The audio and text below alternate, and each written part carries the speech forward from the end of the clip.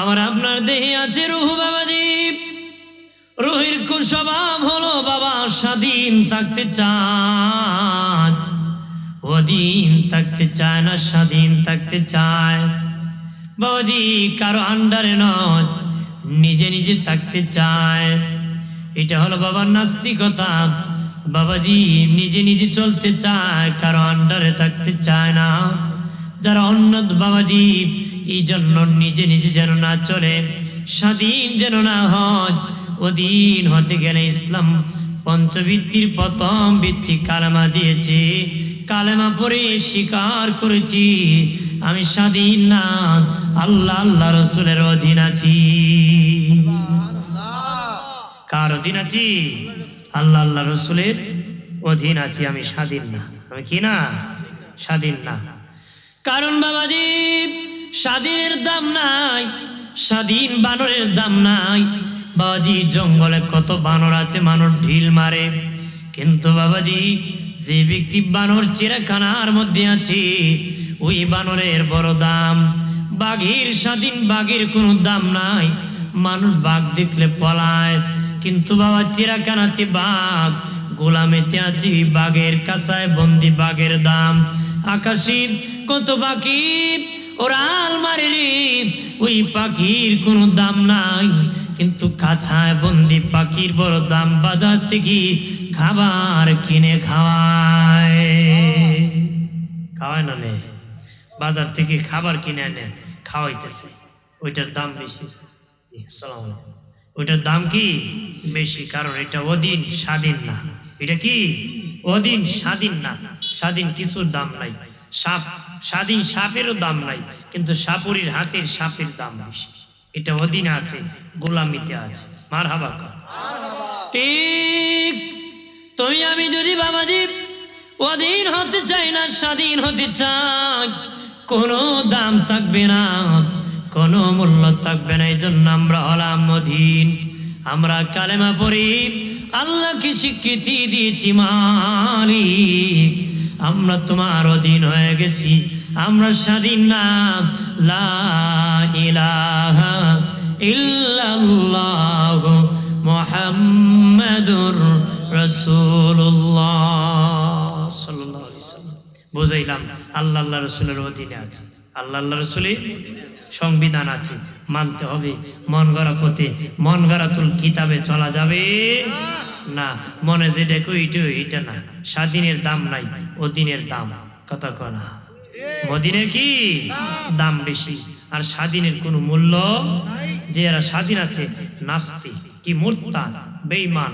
অধীন কারা? যারা মুসলিম হয়ে কালেমা পড়ে আল্লাহর অধীনে হয়ে গেছে, নবীর অধীনে, তার দাম বেড়ে গেছে।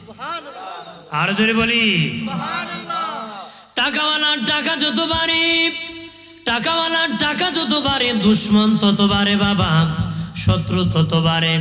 এলেমওয়ালার এলেম যত বাড়ে, তত বন্ধু বাড়ে। বাড়ে না? ইবাদত বন্দি যে যত বেশি করে ওর দাম বাড়ে। টাকাওয়ালার টাকা যত বাড়ে, দুশ্মন তত বাড়ে।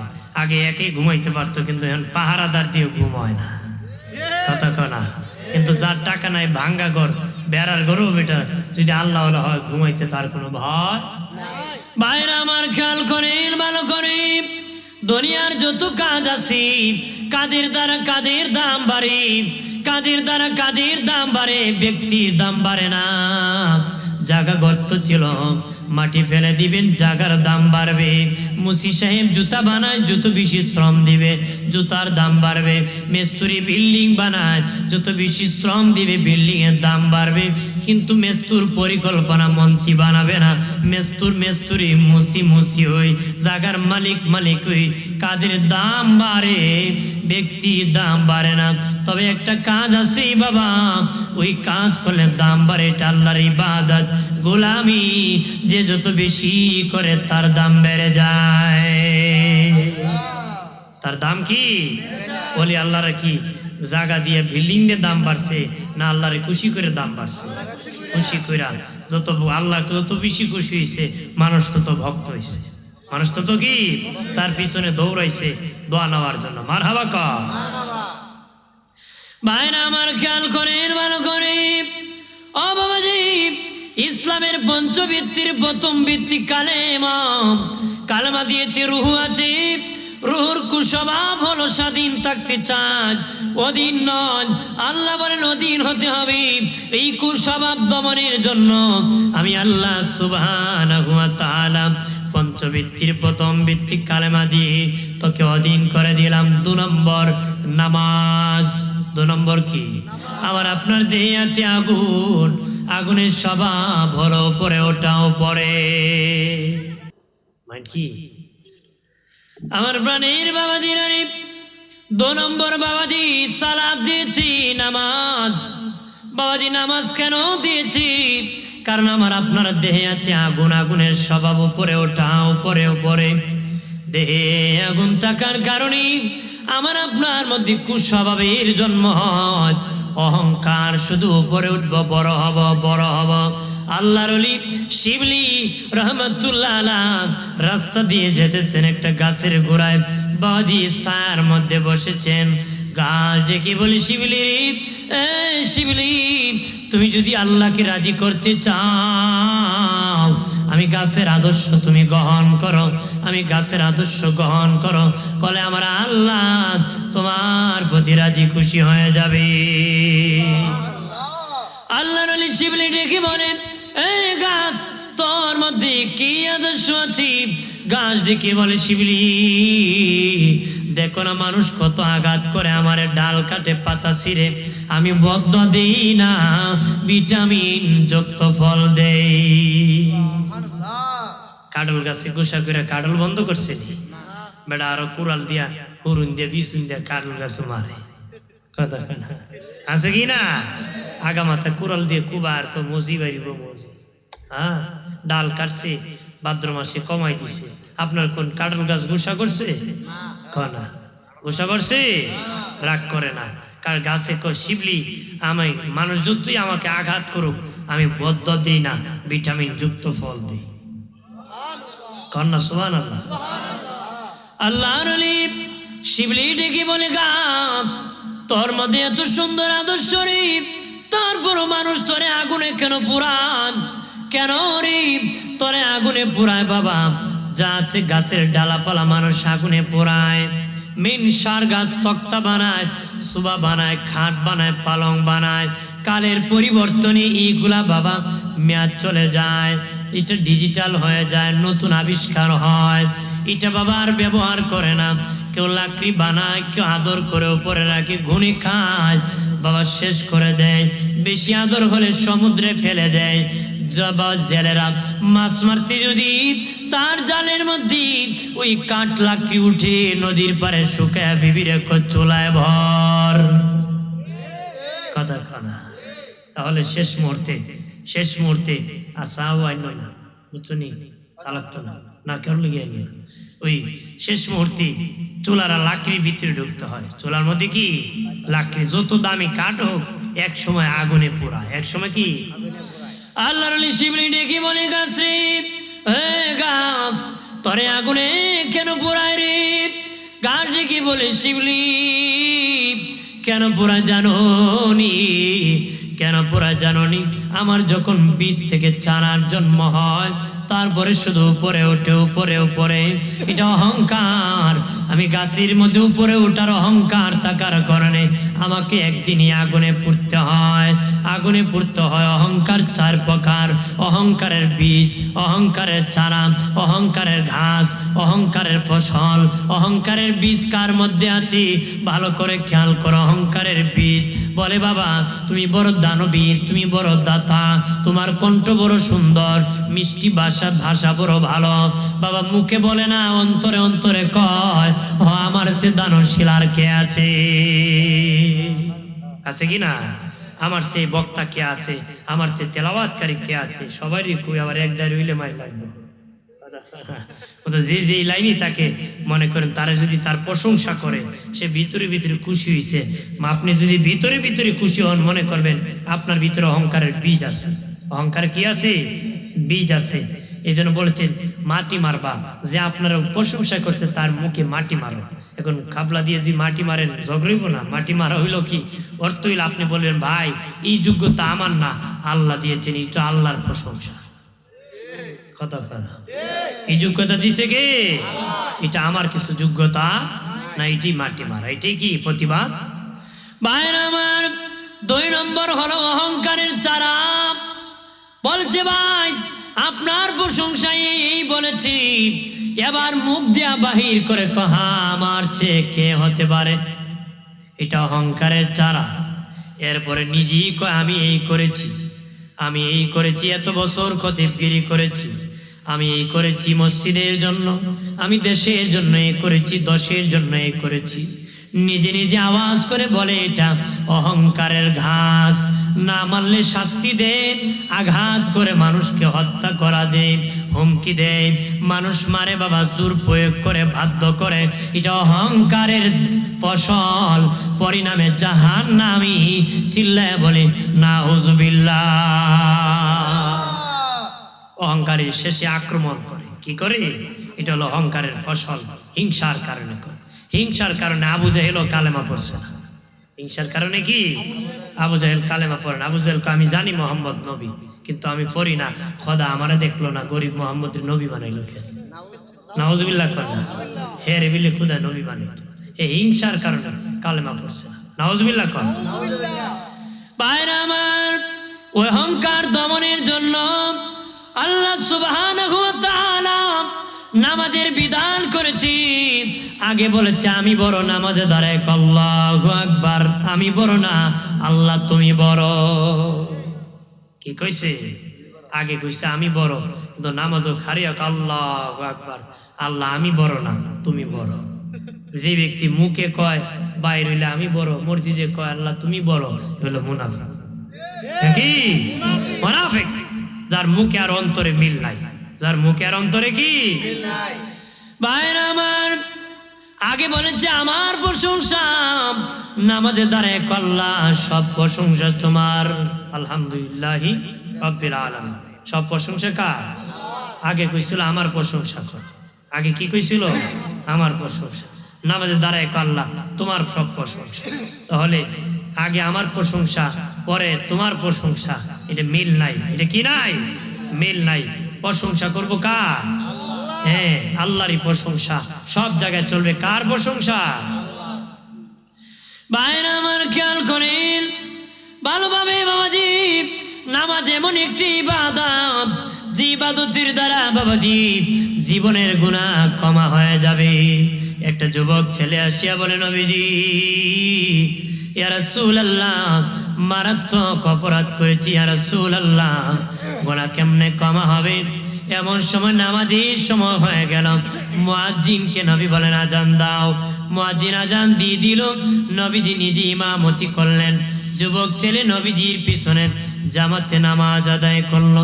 নামাজ শেষে ওই যুবক ছেলেটি কি বলেন, ইয়া রাসূলুল্লাহ নবী, আমার গুনাহ কি ক্ষমা হবে না? নবী বলেন যুবক রে, তুমি কি আমার পাছনে নামাজ পড়ো নাই? ইয়া রাসূলুল্লাহ, আপনার পাছনে নামাজ আদায় করেছি। দিনে নবী বলেন, এ বাবা যুবক, তুমি আমার পাছনে নামাজ পড়েছো, এটা এমন নামাজ যে নামাজ পড়তে দেরি জীবনের গুনাহ ক্ষমা করতে দেরি নাই।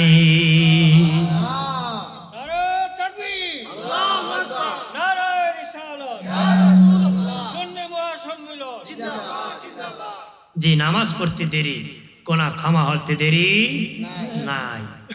নামাজ হলো আসসালাতুল মিরাজুল মুমিনিন। ইমানদারের জন্য নামাজ কি? মেরাজ। ইমানদারের জন্য নামাজ কি? নামাজ হলো ইমানদারের জন্য মেরাজ। তবে রে সুন্নি জনতা ভালো করে শুনে নাও, কোন গুনাহগারের সাথে আল্লাহর মেরাজ হয় না, কোন গুনাহগারের সাথে মেরাজ হয় না। আমল নামায় গুনাহ থাকলে লানত, এখানে রহমত নাই। কোন গুনাহগারের সাথে আল্লাহর মেরাজ হয় না। তবে নামাজ পড়লে তোমার আমার সাথে মেরাজ হয়। কেমনে হয়? একজন নামাজি আল্লাহু আকবার বলে যখন নামাজে দাঁড়ায়, একজন ফেরেশতা আসিয়া তোমার আমার আমল নামাতে গুনাহ গাটুরি বাঁধিয়া মাথায় নিয়ে সামনে দাঁড়ায় থাকি, তখন আমল নামার মধ্যে কোনো গুনাহ থাকে না। বান্দার সাথে আল্লাহর দিদার হয়ে যায়। নামাজ শেষ হয়ে গেলে ফেরেশতা বলে, মালিক আল্লাহ, তোমার বান্দার গুনাহ কি তার আমল নামায় দিয়ে দিব নাকি?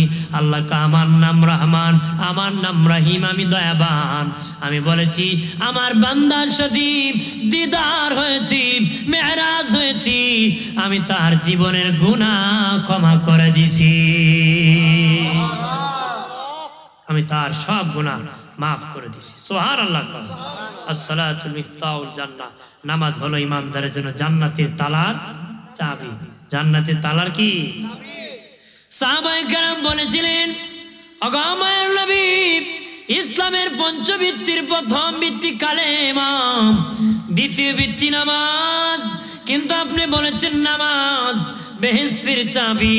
নবীজি, ঈমান তো বেহেশতের চাবি হওয়ার কথা ছিল, নামাজ হওয়ার কথা না। নবী বলেন, বাবা, ঈমানই হলো বেহেশতের চাবি, ঈমানই হলো বেহেশতের চাবি, নামাজ হলো ওই চাবির দাঁত। দাঁত ছাড়া চাবি দিয়া যেমন তালা খোলা সম্ভব না, নামাজ না পড়িয়া জান্নাতের তালা ডাইরেক্ট খোলা সম্ভব না। সুবহানাল্লাহ। এই ভাই সাহেব বইলে ভালো লাগতো, এখানে বন সোনা আছে তো আরাম লাগতো, বেহেশতের বাগান যদি বই যেতেন কেন সুন্দর লাগতো, ভালো লাগতো আমার। আমি তো আপনার মেহমান, আপনার বইলে ভালো লাগতো। আমি কিছু দরকারি কথা কইবো বাবা, প্রয়োজনীয় কথা বলবো। সামনে রমজান টার্গেট করি আমি আলোচনা করতেছি, আপনার বসে বললে আমার কাছে ভালো লাগতো। আমি আবার বেশি লম্বা কষ্ট দিব না, কিছুক্ষণ বলেই ক্যাম করে মোনাজাত করে ফেলবো, বেশি কষ্ট দিব না। মনে করবেন না শীতের দিন, আরো নির্বাচনী সময় না, বেশি কষ্ট দিব না। আপনার তো এমন ক্লান্ত কিনা। যাই হোক, আমি আপনারা ধৈর্য যদি দেন বা একটু পরিবেশ দেন, আমি আর একটু বলবো, শুনবেন তো? জি বাবাজি, বন্ধুরা যারা আছো বসে পড়ো না, বসে পড়ি। আল্লাহুম্মা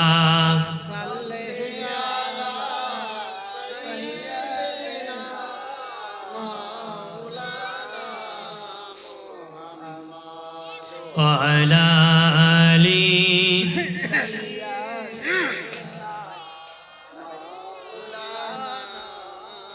এ দুনিয়া পরে থাকবি, আমরা একদিন থাকবো না।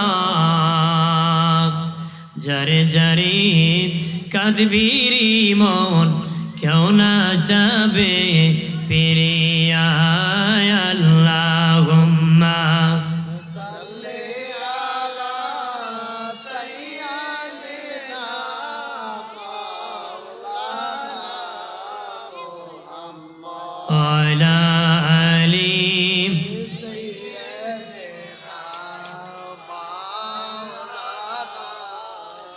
আমার প্রাণের দুস্থ বুজুর্গরা, রে যুবকেরা, এই তরুণেরা, ভালোভাবে খেয়াল করো। 4 জন সাহাবীর সাথে জান্নাতে থাকবে। যারা নামাজ পড়বে তারা 4 জন সাহাবীর সাথে জান্নাতে থাকবে। যারা নামাজ পড়বে না তারা 4 জন কাফেরের সাথে মুসলমান হওয়ার পরও জাহান্নামে থাকবে। মুসলমান হওয়ার পরও 4 জন কাফেরের সাথে জাহান্নামে থাকবে। 1 নম্বর বাবাজি, আল্লাহ নবীর বিদায়ের পরে যিনি বাদশা হয়েছিলেন সিদ্দিক আকবর আবু বকর সিদ্দিক রাদিয়াল্লাহু তাআলা আনহু। আমার দেশের বাদশা যদি মুসলিম হয়ে থাকে আর রাষ্ট্রতে নিজে নামাজ পড়ে, রাষ্ট্রতে নামাজ প্রতিষ্ঠিত করতে পারে, নামাজ প্রতিষ্ঠিত করতে পারে, বাবা, যে ব্যক্তি সিদ্দিক আকবরের মতন বাদশা সাহাবীর সাথে জান্নাতের মেহমান হবে। সুবহানাল্লাহ। 2 নম্বর বাবাজি, হযরত ওমর ফারুক হলেন মন্ত্রী। এই দুনিয়ার মন্ত্রীরা, এমপিরা, ডিসিরা যদি বাবাজি নিজে নামাজ পড়ি আর সমাজকে নামাজি বানান, নামাজের জন্য চেষ্টা করেন, হযরত ওমর ফারুকের মতন মন্ত্রী সাহাবীর সাথে জান্নাতে থাকবে। সুবহানাল্লাহ। 3 নম্বরে উসমান গনি জিন্নুরাইন রাদিয়াল্লাহু তাআলা আনহু সাহাবীদের মধ্যে ছিলেন ধনী। ওরে ধনীরা, তোমরা যদি নিজে নামাজ পড়তে পারো, পরিবারকে নামাজি বানাতে পারো, উসমান গনির মতন ধনী সাহাবীর সাথে জান্নাতে থাকবা। হযরত আলী হলেন গরিব, যারা গরিব আচরিব দিন আনো দিন খাও, চাকরি করো রে, টালা গাড়ি চালাও, রিক্সা চালাও, মানুষের বাড়ি কাজ করো, তোমরা গরিব। গরিব হওয়ার পরে যারা নামাজ পড়বে তার পরিবারকে নামাজি বানাবে, হযরত আলীর মতন গরিব সাহাবীর সাথে জান্নাতে বাস করবে।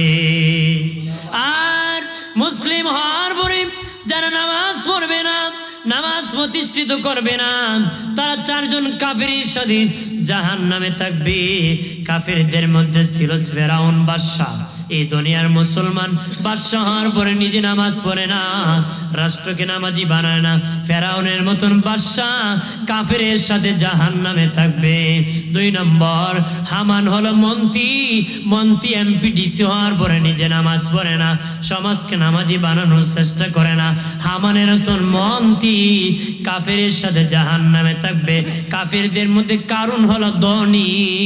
এই দুনিয়ার ধনী যারা আছে মুসলমান, নিজে নামাজ পড়ে না, সমাজকে নামাজি বানায় না, কারণের মতন ধনী কাফিরের সাথে জাহান্নামে থাকবে। উবাই ইবনে খালফ হলো গরিবদের মধ্যে, কাফিরদের মধ্যে গরিব। উবাই ইবনে খালফ হলো কাফিরদের মধ্যে গরিব। এই দুনিয়ার গরিব যারা আছো, যদি নামাজ পড়ো না, সমাজকে তোমার পরিবারকে নামাজি বানাও না, উবাই ইবনে খালফের মতন গরিব কাফিরের সাথে জাহান্নামে থাকবে। একটু চিল্লায় বলে নাউজুবিল্লাহ। এখন চিন্তা করুন, জান্নাতে সাহাবীদের সাথে যাইবা না কাফেরের সাথে দুজুগে যাইবা? এই চিন্তা করার দরকার আছে কি না? ভাইরা আমার, মানুষ বাবাজি কপালকে বাবা ভাগ্যের প্রতীক মনে করে, নাককে মানুষ মর্যাদার প্রতীক মনে করে, কপালকে মানুষ ভাগ্যের প্রতীক মনে করে, নাককে মানুষ মর্যাদার প্রতীক মনে করে। যে ব্যক্তি ভাগ্য পরিবর্তন করতে চাও আর যদি ইজ্জত বাড়াইতে চাও, দৈনিক 5 বেলা নাক আর কপাল লাগাইয়া আমার আল্লাহকে সিজদা করো। যদি ভাগ্য পরিবর্তন করতে চাও, ইজ্জত বাড়াইতে চাও, নাক আর কপাল লাগাইয়া দৈনিক 5 বেলা আল্লাহকে সিজদা করতে হবে। কথা বলেন না?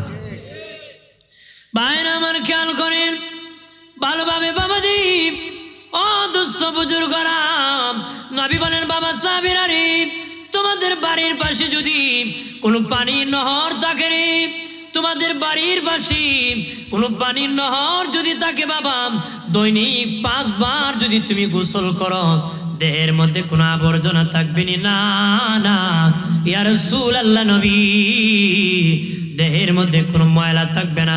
নবী কোন নামাজ এমন ইবাদত, 5 বেলা নামাজ পড়লে আমল নামার মধ্যে কোনো গুনাহ থাকবে না। আমল নামায় কোনো গুনাহ থাকবে না। এই জন্য নামাজ পড়তে হবে, গুনাহ মাফ করাতে হবে। মারহাবা কর। ভাইরা আমার, খেয়াল করেন কালেমা নামাজ। ও বাবাজি, ইসলামের প্রথম ভিত্তি হলো কালেমা। রুহু বাবা, রুহুর স্বভাব বাবা স্বাধীন থাকতে চায়, অধীন থাকতে চায় না। দমনের জন্য আমার আল্লাহ কালেমা দিয়েছে। দেহে আছে আগুন, আগুনের স্বভাব হলো উপরে ওঠা, অহংকার হয়। দমনের জন্য নামাজ দিয়েছি, ওই কুস্বভাব দমনের জন্য নামাজ দিয়েছি। 3 নম্বরে রোজা। রোজাটা সব শেষে আমি বলবো বাবা। 4 নম্বরে, 1 নম্বরে কালেমা, নামাজ, রোজা, হজ। 4 নম্বরে হজের কথা বলবো, জাকাতের কথা বলবো, তারপরে বাবা আমি রোজার কথা বলবো। আছে বাবা হজ। হজ কেন ফরজ করে দিয়েছি আমার আল্লাহ সুবহানাহু ওয়া তাআলা? কেন হজ ফরজ করে দিয়েছে? দেহে আছে বাতাস, বাতাস আছে বাবা, দেহে আছে বাতাস, বাতাসে বাবা দিয়ে দেহে আছে পানি, পানি আছে বাবা। পানি যখন ছেড়ে দিব বাবা, উঁচু থেকে নিচুর মধ্যে যায় বাবা, উঁচু থেকে আরো উঁচু যায় না, নিচের দিকে যায়। পানি যখন দিবেন নিচের দিকে যায় রে বাবাজি। দেহের মধ্যে পানি থাকার কারণে একটা কুস্বভাবের জন্ম হয়। একটু টাকা হলে গরিবের মধ্যে নেতৃত্ব দিতে চায়, একটু ধনী হলে গরিবকে গোলাম বানাইতে চায়, চামচা বানাইতে চায়, তার নেতৃত্ব দিতে চায়, জুতা ভয়তো চায়, টয়লেট পরিষ্কার করাইতো চায়। কথা করা ভাইরা আমার খেয়াল করেন, টাকা হলে ঋণ। বাবাজি, গরিবের মধ্যে নেতৃত্ব দিতে চান, আল্লাহ বলেন এটা তো আর কুস্বভাব, আমি আল্লাহ এটা দমনের জন্য তোর মধ্যে হজ একটা বৃত্তি দিয়েছি, হজ ফরজ করেছি। মক্কা যা রে, কাবা ঘরে যা দেখ, কে আমির কে ফকির, কে রাজা কে বাদশাহ, কে রিস্কাওয়ালা কে আমির, চিনার কুদরত নাই। সিলাইবিহীন কাপড় পরে লাব্বাইক বলে আওয়াজ করতেছে। আল্লাহকে আমি কোনো পার্থক্য রাখি নাই, কোনো পরিচয় রাখি নাই, সমানভাবে এক সিস্টেম দিয়েছি। বাদশা যেমন কাপড় পরেছে, রিস্কাওয়ালাও তেমন কাপড় পরছে। নেতৃত্ব চলে, নেতা নেতৃত্ব ছাড়া চলা যায় না, চলতে হবে। কিন্তু ওইটা না যে আমার গোলাম মনে করা যাবে না। আপনি তো আপনার একজন নিয়ে চলতে হবে, গাইডলাইন নিতে হবে কি না? নিতে হবে। এইটার বিরোধিতা আমি করতেছি না, কিন্তু ওইটা না যেন আমি কাউকে গোলাম না মনে করি। যিনি লিডার উনি কাউকে যেন ওনার গোলাম না মনে করি। সহযোদ্ধা, একসাথে কাজ করব, একসাথে দিন পালন করব, আল্লাহকে খুশি করব। সুবহানাল্লাহ না, একসাথে খালি আকাম করব। আমরা তো এখন বন্ধুত্ব মনে হলো আকামের লিডার। আকামের কি এটা? কথাবার্তা নবী রাসূলের মতন, কাজ করে ফেরাউনের মতন, আছে কি না? এরকম হলে চলবে? বাহির যেমন ভিতর তেমন হতে হবে। আমাকেও আপনাকেও, আমি শুধু না আপনাদেরকে, আপনি শুধু না আমাকেও পরিবর্তন করতে হবে, ঠিক কিনা বলে? ভাইরা আমার খেয়াল করেন, ও বাবাজি, এই জন্য ইসলাম চতুর্থ ভিত্তি দিয়েছে যাকাত। দেহে আছে মাটি, মাটির স্বভাব বাবা খেয়ে ফেলা, মাটির স্বভাব খেয়ে ফেলা। বাঁশ গাড়েন মাটির সমানে খেয়ে ফেলবে, লোহা গাড়েন হালকা করে ফেলবে, মাটির স্বভাব হলো খেয়ে ফেলা। তোমার আমার দেহে মাটি থাকার কারণে কুস্বভাবের জন্ম হয়, খেয়ে ফেলা। টাকা থাকলে দিতে চায় না, আমানত রাখলে ফেরত দেয় না, আছে না? টাকার নাম বাবাজি, যার দ্বারা যায় তার কথা কয়, কথা কয়, যার দ্বারা যায় তার গীত গায়, তার কি গায়? গীত গায়। বাবা টাকা এমন মনে করেন দেখাইবেন, হেবড়ে জিলফি 3টা দিব, চা খাওয়াইলে 5টা মিশা কথা কইব, 500 দিলে 1000 মিশা কথা কয়। আর যদি আরেকটু বাড়ান কো জীবন দিলাই মু সাবাব দিলাই, আর মাইল লাগলে জুতা ফালাই ভাগ্যে যায়। যদি কোনো ভাগ্যেস করে আরেকজন কিনে লিমু, ইজুরের দরকার। কিন্তু আগে গাছ তুলে দিয়েছে, কথা আছে কি না? সাবধান, এরকম ফাল দেওয়া যাবে? ভয় করতে কাকে? ভাইরা আমার খেয়াল করেন ভালোভাবে বাবাজি, মাটির স্বভাব হলো কে ফেলাম। এই জন্য আল্লাহ সুবহানাহু ওয়া তাআলা দমনের জন্য ইসলাম যাকাত ফরজ করে দিয়েছে, যাকাত ফরজ করে দিয়েছে। যাকাত আমার দেশে যাকাতটা রমজান টু রমজান হিসাব করে বাঙালি দেয়, দেখি না? যারা দুনিয়া চুরি, ধনীরা যাকাত যারা দাও, যাকাত দেওয়া বন্ধ করবা না, যাকাতটা দিয়ে দিবা। যাকাত বন্ধ করবা না, যাকাত দিলে মাল কমে না, মাল বাড়ে। দান করলে মাল কমে না, মাল বাড়ে। মাথার চুল কাটবেন, চুল বাড়বে, কাটবেন না, চুল বাড়বে না। মহিলা 20 বছর ধরে চুল কাটে না, দেড়াত লম্বা আছে। 20 বছরে বাবা প্রতি মাসে মাসে কত চুল কাটলাম, এখন হিসাব করেন 20 বছরে কত লম্বা হতো। এটা কাটার কারণে বাড়ছে, কাটবেন না বাড়বে না, কাটবেন চুল বাড়বে। টাকা দান করবেন, টাকা বাড়বে। কিপটামি করবেন, টাকা বাড়বে না। বকিলামি করবেন, বাড়বে না। যাকাত দিবেন না, মাল তোমার বাড়বে না। যাকাত দিবেন না, মাল বাড়বে না। আমার দেশে বাবাজি গরিবের তুলনায় ধনীরা বেশি যাকাত খান, গরিবের তুলনায় ধনীরা বেশি যাকাত খায়। কেমনে জানেননি?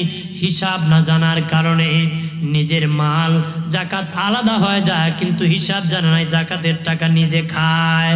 এমনে এমনে দিলে হবে না, যাকাত নির্ধারিত করতে হবে। দীর্ঘ 1 বছরের সব লেনদেন টানিয়া আনিয়া হিসাব করিয়া যাকাত বাহির করে যাকাত নির্ধারণ করে দিতে হবে। আন্তাজি কোটি কোটি টাকা যাকাত দিলে লাভ হবে না। মনে করেন 1 লাখ হইছে, আপনি 3 লাখ দিলেন হবে না, আপনি বিধি আল্লাহর দিন নীতি বিধান অনুসরণ করতে হবে, টানিয়া আনিয়া মাপিয়া ঝুঁকিয়া একুরেট ভাবে আপনার জাকাতের টাকাটা আলাদা করতে হবে। কি করতে হবে? বন্ধুরে খেয়াল করেন ভালো করে, এ বাবাজি, যে ধনী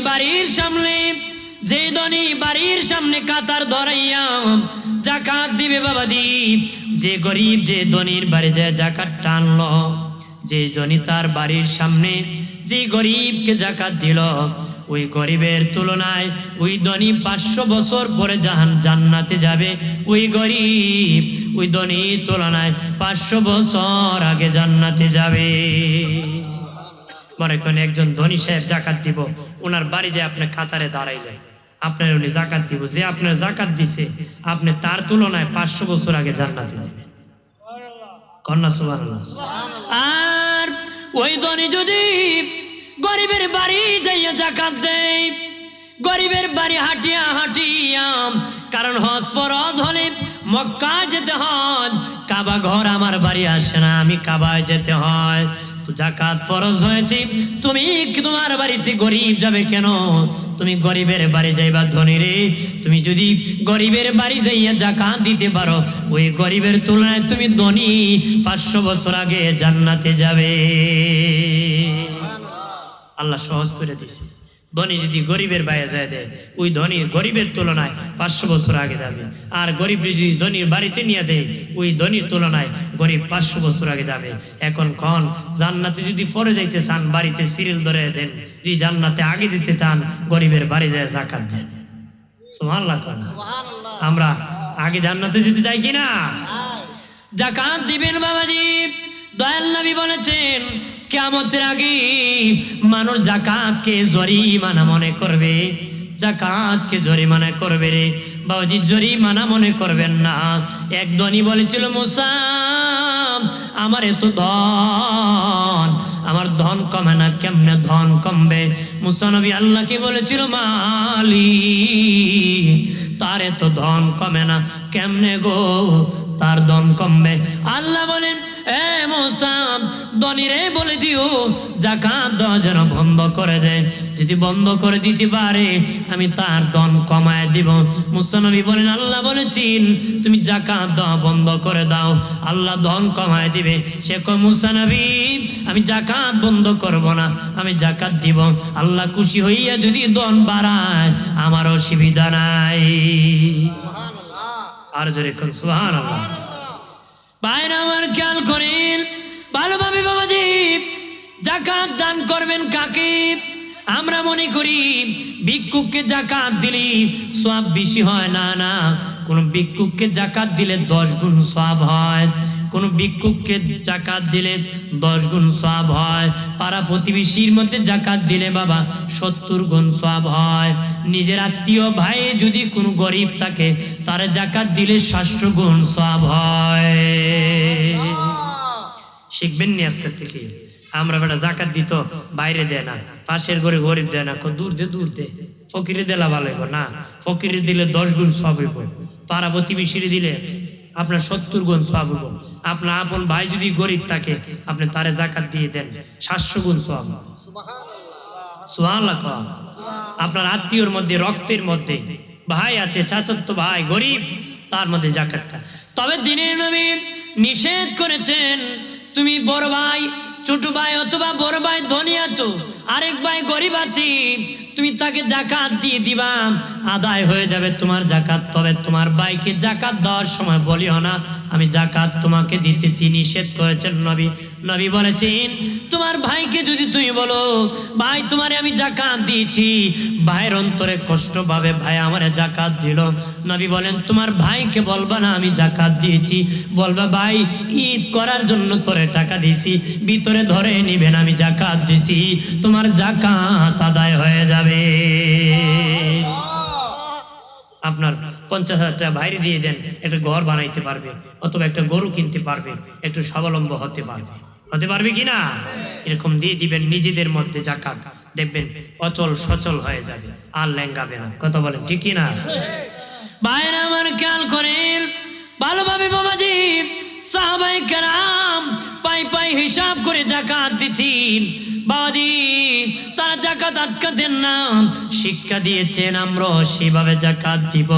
যারা মুসলিম ইমানদার আছি আমাদের উপর আমার আল্লাহ যাকাতকে ফরজ করে দিয়েছেন, আমরা যেন হিসাব করিয়া যাকাত আদায় করি। একটু চিল্লায় বলে মারহাবা। এরপরে বাবাজি একটা বৃত্তি হলো রোজা। আমি রোজার কথা বলেছিলাম সবার শেষে বলবো রে, এটা আমার শেষ দিকের আলোচনা বাবাজি।